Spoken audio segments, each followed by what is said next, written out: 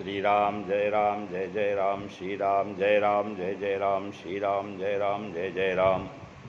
नारायण समारंभां शंकराचार्यमध्यमां अस्मदाचार्यपर्यन्तां वन्दे गुरुपरम्परां।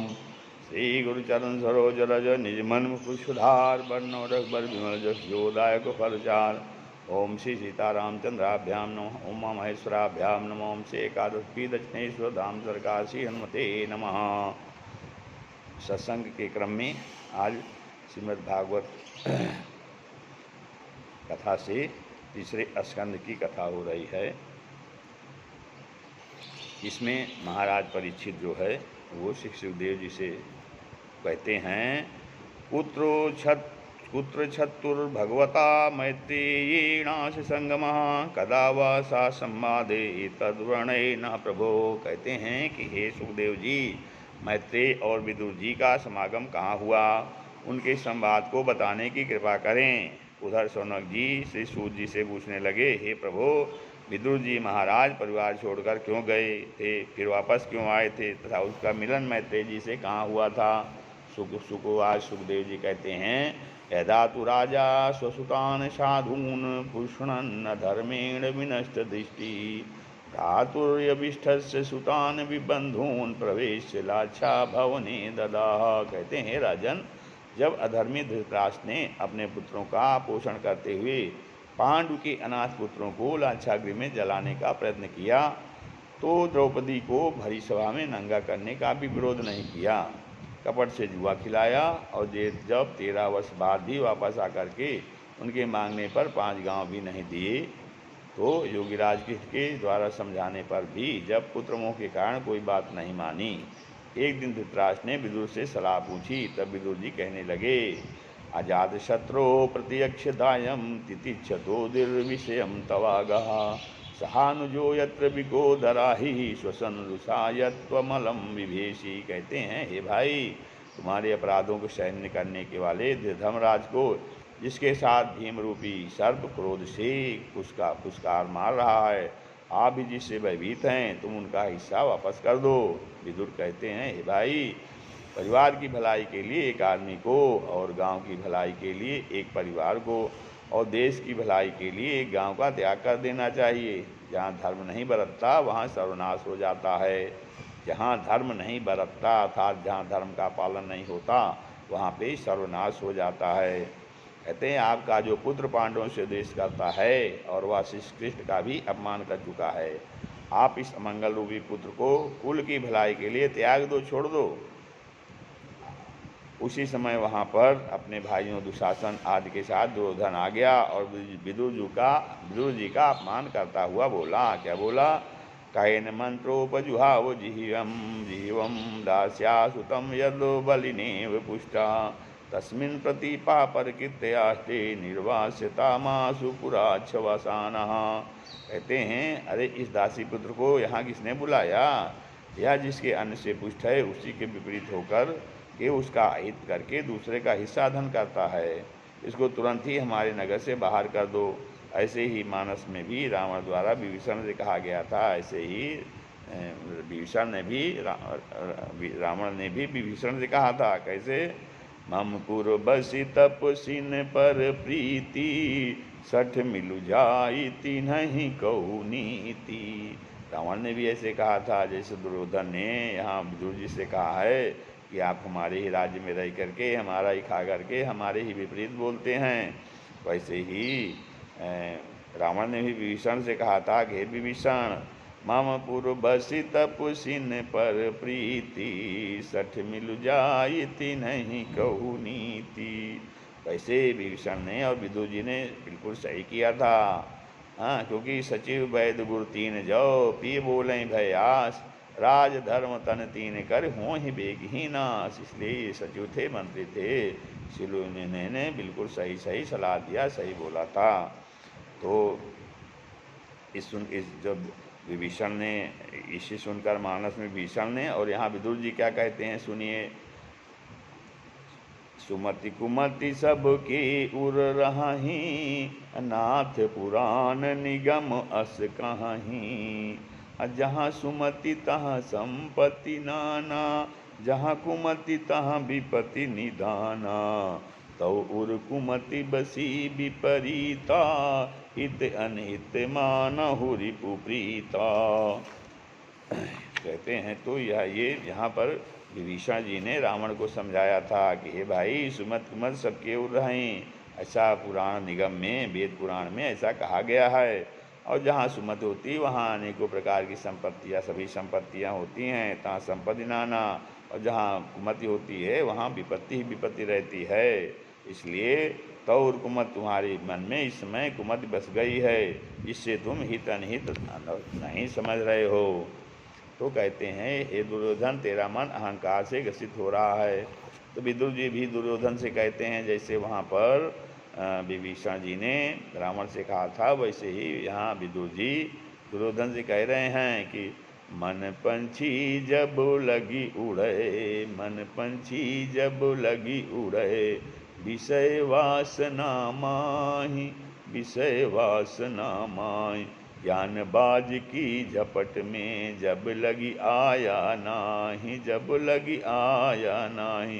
कहते हैं हे दुर्योधन, तू इतना जोश दिखाता है, दिखाना जोशो खरोश इतना जोर पर चढ़कर, दिता दिखाना जोशो खरोश इतना जोर पर चढ़कर, गए जहान में दरिया बहुत उतर चढ़कर, गए जहान में दरिया बहुत उतर चढ़कर। इतना कहकर विदुर जी ने कौरवों का त्याग कर दिया और तीर्थों का भ्रमण करने चल दिए। जब भ्रमण करते हुए यमुना तट पर आए तो वहाँ पर परम तेजस्वी उद्धव जी मिले। उनसे विदुर जी ने कौरवों श्री कृष्ण आदि के विषय में पूछा। उद्धव के द्वारा ही विदुर जी को कौरवों के नाश का समाचार मिला। युधिष्ठिर के राज सिंहासन पर आसीन होने का तथा यादवों के संहार का भी समाचार मिला। कहते हैं होई ही सोई जो राम रचि राखा, को करि तर्क बढ़ावें शाखा, होई सोई जो राम रचि राखा, को करि तर्क बढ़ावें शाखा। अब दुर्योधन का स्वभाव क्या है? दुर्योधन क्या कहता है? जानामि धर्मं न च मे प्रवृत्तिर्, जानामि धर्मं न च मे प्रवृत्तिर्, जानामि पापं न च मे निवृत्तिर्, जानामि पापं न च मे निवृत्तिः। केनापि देवेन हृदि स्थितेन, केनापि देवेन हृदि स्थितेन, यथा नियुक्तो नियुक्तोऽस्मि तथा करोमि, यथा नियुक्तोऽस्मि तथा करोमि। उद्धव जी, हे विदुर जी, उद्धव जी बोले, हे विदुर जी, जब श्री कृष्ण रूपी सूर्य अस्त हो गया है, अजगर रूपी काल ने सबको लील लिया है, फिर मैं आपको किसकी कुशल सुनाऊं? श्री कृष्ण को कोई पहचान न सका। उन्होंने कंस को मारकर उसे उनको गद्दी पर बिठाया, पूतना जैसी बाल घातकी की भी मुक्ति कर दी। कैसे? भागवत में श्लोक है, अहो बकीयम स्तन कालकूटम, जिघांसया पाययदप्य साध्वी, लेभे गतिम धातृचिताम तथो अन्यम, कम वा दयालुम शरणम ब्रजेम। कहते हैं जिसको मारने के लिए उस पूतना ने विषयुक्त स्तन पान कराया, उस पूतना को भी मुक्ति दी, ऐसे दयाल को छोड़कर हम किसकी शरण में जाएं? जननी की गति दई पूतना कूठेली, जननी की गति दई पूतना कूठेली, विष देनु आई दई मुक्त रेल पेली, विष देनु आई दई मुक्ति रेल पेलू, खुले स्वर्ग के किवार, खुले स्वर्ग के किवार, कौन पावेया को पार, कौन पावेया को पार, प्रेम नदिया की सदा उल्टी बहे धार, प्रेम नदिया की सदा उल्टी बहे धार। तीन डग भूमि जाने बल लियो छली, तीन डग भूमि जाने बल लियो छली, आज चौखट न लांघी जाई रहे सो मचली, आज चौखट न लांघी जाए रहे सो मचली, नंद यशोदा के द्वार, नंद यशोदा के द्वार, जननी की गति दई पूतना ठेली नंद जसोदा के द्वार। हे विदुर जी, जिन गोविंद ने बचपन में अनोखी बाल लीलाएं की, इंद्र का घमंड चूर करके गोवर्धन की पूजा करके ब्रजवासियों को प्रसन्न किया, अनेकों राक्षसों को मारा, महारास लीला की, गुरु जी शांतिपनि के आश्रम में एक बार सुन करके ही सभी विद्याएं सीख ली थी। आताई कौरों का नाश करके युधिष्ठिर महाराज को राज सिंहासन पर आसीन किया, अश्वमेध यज्ञ भी कराए, फिर अपनी 16,108 रानियों के साथ अनासक्त भाव से रहे और अंत में ब्राह्मणों से शापित करा के अपने कुल का भी प्रवास क्षेत्र में संहार कराया। सरस्वती नदी के किनारे पीपल के वृक्ष के नीचे जरा नाम के व्याध का बाण लगने से अपनी यह लीला समाप्त करके मुझसे बोले, हे उद्धव, तुम मुझे अंत समय में मिले हो, बड़े भाग्यशाली हो। हे उद्धव, यह तुम्हारा अंतिम जन्म है, तुम बस हो। पूर्व कल्प में नाभि कमल से निकले पद्म पर बैठे ब्रह्मदेव को मैंने अपनी महिमा का प्रकाशक श्रेष्ठ ज्ञान दिया था। विद्वान उसे भागवत कहते हैं। मैं भगवान की परिक्रमा करके आ रहा हूँ, ऐसा कहकर उद्धव रोने लगे। इसी समय वहाँ मैत्रेय जी आए। भगवान श्री कृष्ण ने उनको आत्म तत्व का ज्ञान बताया।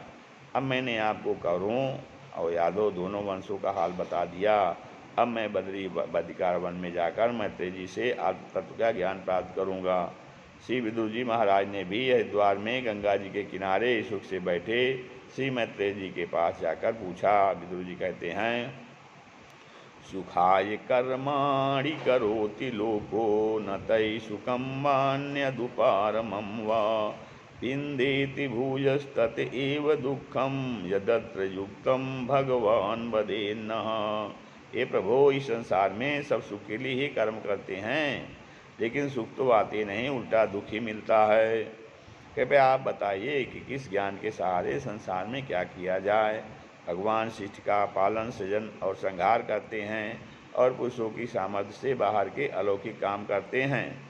मैत्रेय जी कहने लगे, हे विदुर जी, भगवान ने अपनी शक्ति से प्रपंच की रचना की, इसे ही माया कहते हैं। इसी माया द्वारा पंच तत्वादिक सृष्टि हुई है।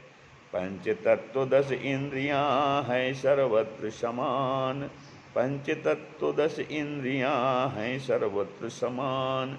देह सदा जल रूप है वो ही चेतन जान, देह सदा जल रूप है वो ही चेतन जान। माया का स्वरूप व विस्तार बता रहे हैं। मैं अरुमोर तोर तय माया, मैं अरुमोर तोर तय माया।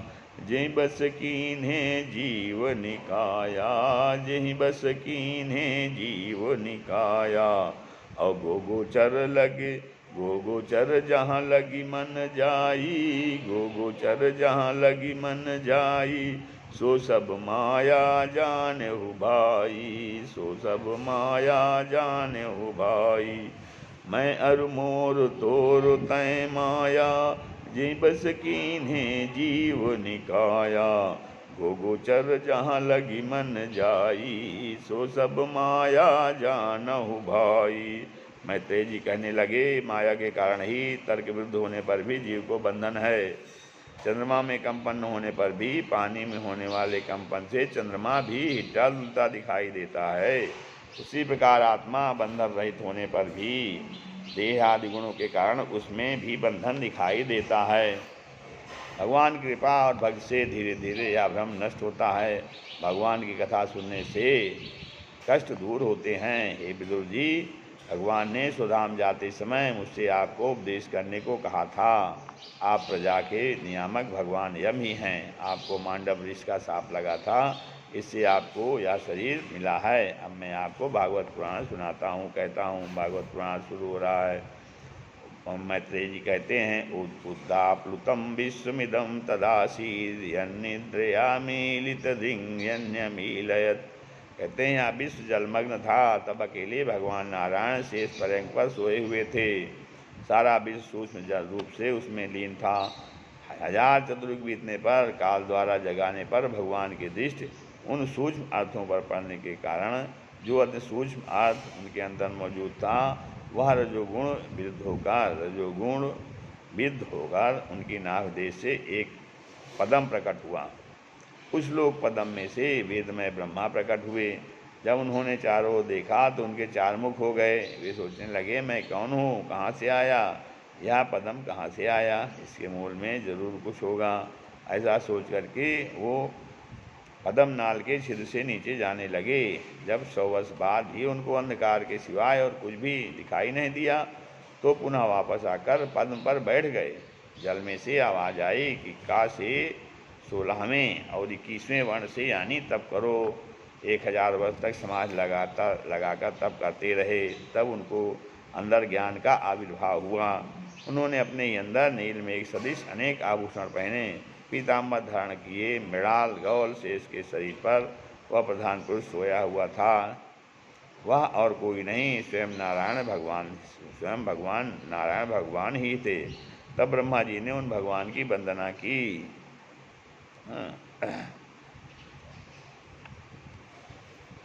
फिर ब्रह्मा जी कहते हैं, यस्यावतार गुण कर्म विडम्बनानि नामानि ये असुविगमे विविशा गिडन्ति तेनैक जन्मस समलम सहाय सहसैवो हित्वा संयान्त्यपावृतमिजं तमजं प्रपद्ये। ब्रह्मा जी कहने लगे, हे प्रभु, जो लोग प्राण छोड़ते समय में भी विवशतावश आपके गुण कर्म लीला अवतार संबंधित नामों का उच्चारण करते हैं, वे अनेक जन्मों के पापों को नष्ट कर निवारण कर उस ब्रह्म को प्राप्त होते हैं। ऐसे जन्म मरण रहित आपकी जय हो। मैं आपकी शरण में हूँ, वे कृपा सिंधु दयानिधि आपकी जय हो। कृपा की न होती जो आदत तुम्हारी, कृपा की न होती जो आदत तुम्हारी, तो सूनी ही रहती अदालत तुम्हारी, तो सूनी ही रहती अदालत तुम्हारी। कृपा की न होती जो आदत तुम्हारी, जो दीनों के दिल में जगह तुम न पाते, जो दीनों के दिल में जगह तुम न पाते, तो किस दिल में होती इबादत तुम्हारी, तो किस दिल में होती इबादत तुम्हारी। कृपा की न होती तो आदत तुम्हारी। गरीबों की दुनिया है आबाद तुमसे, गरीबों की दुनिया है आबाद तुमसे, गरीबों से है बादशाहत तुम्हारी, गरीबों से है बादशाहत तुम्हारी। न हम होते मुलजिम न हम तुम होते हाकिम, न हम होते मुजरिम न तुम होते हाकिम, न घर घर में होती इबादत तुम्हारी, न घर घर में होती इबादत तुम्हारी। कृपा की न होती जो आदत तुम्हारी, तो सूनी ही रहती अदालत तुम्हारी। तुम्हारी ही उल्फत के दिग बिंदु हैं ये, तुम्हारी ही उल्फत के दृग बिंदु हैं ये, तुम्हें सौंपते हैं अमानत तुम्हारी, तुम्हें सौंपते हैं अमानत तुम्हारी। कृपा की न होती जो आदत तुम्हारी, तो सूनी ही रहती अदालत तुम्हारी। श्री राम जय जय राम। भगवान बोले, मैं आपसे प्रसन्न हूँ। आप तपस्या के द्वारा सारे लोगों को अपने में ही देखोगे। मेरी कृपा से आप प्रजा उत्पादन के मोह में फंसोगे नहीं। भगवान कहते हैं, माँ वेद गर्भो गास्तंद्रीम सर्ग उद्यम मावह तन्मया पादितम ह्यग्रे हन्माम प्रार्थयते भवान। कहते हैं, वेद गर्भ, तुमने जो ज्ञान की प्रार्थना की थी वह तुमको मिल गया है। आप आलस त्याग करके सिद्ध का उद्योग करो। ब्रह्मा जी से ऐसा कहकर नारायण भगवान अंतर्हित हो गए। असार संसार नहीं चाहिए दुले दुखाना किसी का, नहीं चाहिए दिल दुखाना किसी का, सदा न रहेगा जमाना किसी का, सदा न रहेगा जमाना किसी का। नीची नज़र से हमेशा ही नीची नज़र से हमेशा ही चलता, नहीं बन सकेगा निशाना किसी का, नहीं बन सकेगा निशाना किसी का।